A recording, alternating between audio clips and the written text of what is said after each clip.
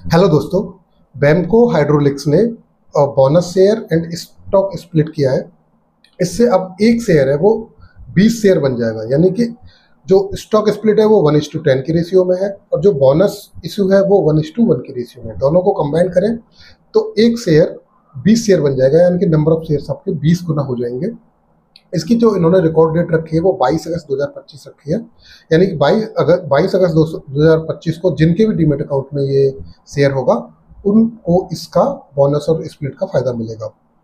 अगर बैम्को हाइड्रोलिक्स के बिजनेस की बात करें तो ये जो हाइड्रोलिक इक्विपमेंट बनाती है, तो जैक्स हैं, सिलेंडर हैं, ठीक है, लिफ्ट करने के लिए, प्रेशर क्रिएट करने के लिए, इस टाइप की ये इक्विपमेंट बनाती है।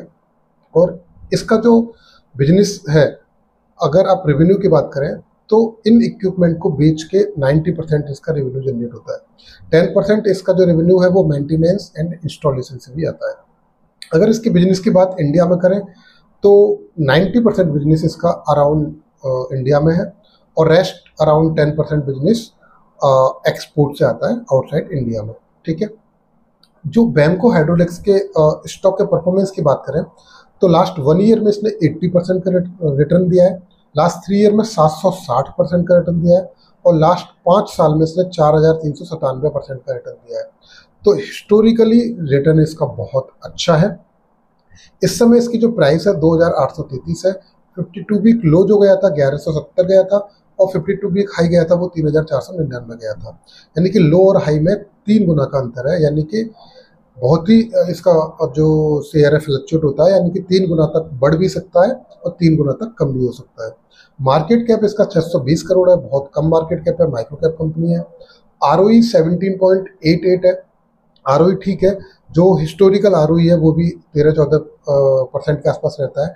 पी इसका 45 है, जबकि इंडस्ट्री का पी 35 है, तो शेयर थोड़ा एक्सपेंसिव है और हिस्टोरिकली भी इसका पी 20-21 का है, ठीक है।